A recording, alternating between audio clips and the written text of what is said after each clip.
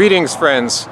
I don't have a lot of time these days to read big tomes, big history books, such as about World War II. I read Thomas Childers' book about the Third Reich.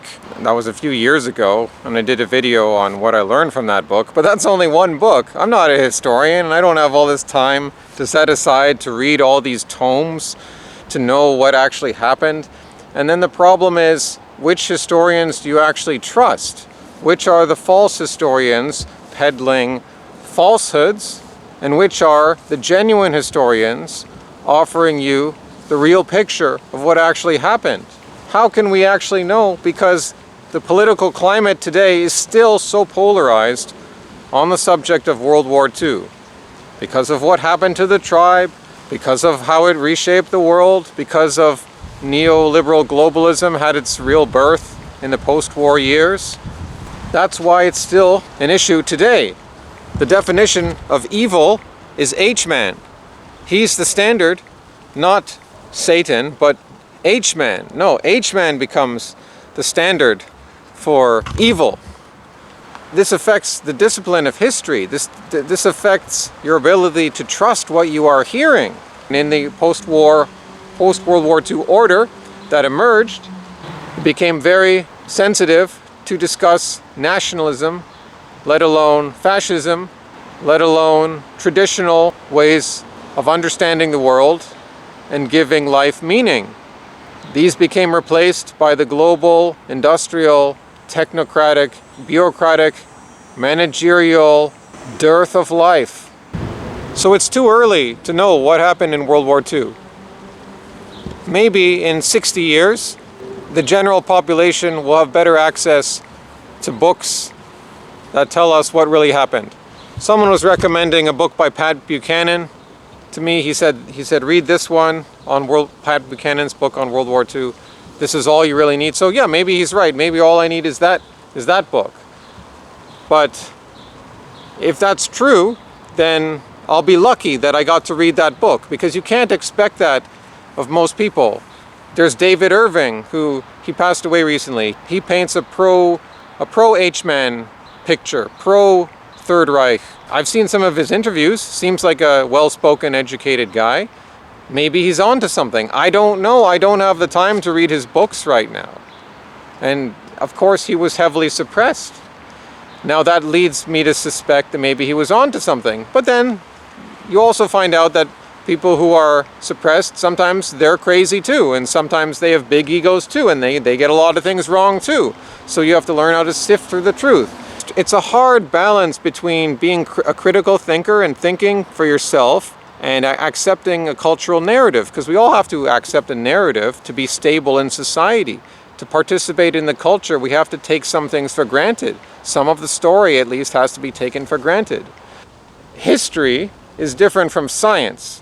You know, history is is a higher level of truth to me. This is why it's more dismaying that we can't always know historical truth. Sometimes we have to accept that this historical truth it's not our time as a people to fully understand this. We have to know we have to learn what we can learn, but we also can't get lost in endless tomes, because there's a million other endless tomes. Like World War II is not everything that happened in history that we need to know about. So I don't know what happened in World War II. They say that certain event with the certain chambers, that event that became publicized decades after the war actually ended, given its name that it has now, if you know what I mean. That event is questioned by some. Also, it is questioned that the Germans massacred Russian civilians and Russian peasants. Like, I have no idea. Like, smart, intelligent people will tell you, no, of course the Germans massacred plenty of Russians and Slavs, millions of them. Then you'll just find other sources that are like, no, that didn't happen.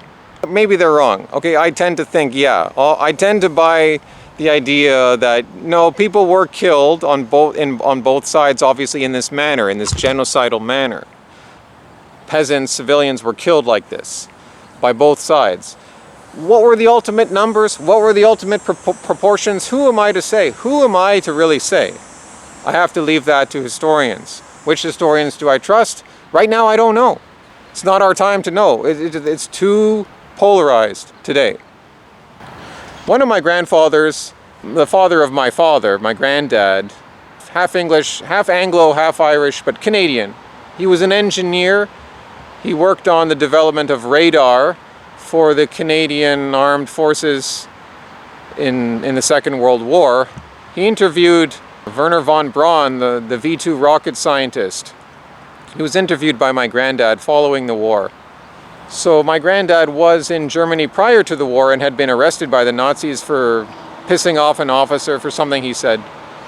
And he got out of that situation. He didn't spend too much time. He wasn't in too much big trouble, but he did have a run-in with the Nazis in Germany prior to the war. I didn't get to know my granddad that well. I did meet him several times when I was a kid, because we would visit in California, where they lived in Palos Verdes and the Los Angeles area. My other grandfather, Robert, who's still alive, he, of course, being Latvian, was enlisted in the Latvian army twice during the Second World War. First, at the very beginning of the conflict, I think in 1939 or so, and he was in for less than a year, like half a year, and then he was discharged. And then at the end of the war, when the Soviets were pushing the Germans back, around that time he was enlisted again in the Latvian army, and he ended up fighting in a German regiment where it ended up being mostly Germans and some Latvians. So he was fighting with German soldiers at the end of the Second World War against Russians. Then, of course, he was fortunate to end up in English-occupied Germany, so he avoided capture by the Soviets, who may have executed him or at least imprisoned him for forever or whatever. But he wasn't able to go back to Latvia for a long time. So he's fighting the Russians, and now I go to a Russian Orthodox church. I sympathize with the Russians. I sympathize with what Russia's doing in Ukraine. Am I supposed to think that the Russians were like, they're the good guys now, but they were the bad guys in World War II because they were communists then? But I can only go so far on that. I can say I can step halfway into that camp. I can be like, yeah, the communists are bad. Obviously, they were enemies of the Orthodox Church. They persecuted the church heavily, at least in the initial decades following the Bolshevik takeover. So obviously they are enemies. But what I'm getting at is I'm not supporting communism or the Bolsheviks, but sometimes you have to recognize that the force of a people, the cultural and historical weight of a people, such as the Rus, over their centuries and centuries of development, can outweigh even the imposition of communism. That's why I don't necessarily see the Russian victories against Germany in the Second World War as, oh, this is an evil victory for communism. Yes, in that sense, that is kind of evil. Communism was not great.